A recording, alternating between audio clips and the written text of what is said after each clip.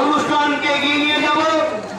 তারপর মা গঙ্গার আরতি সেরে দীপ প্রজ্বলনের মধ্য দিয়ে আজকের এই আমাদেরকে আমরা অনুষ্ঠানকে সুন্দরভাবে এগিয়ে নিয়ে যাব।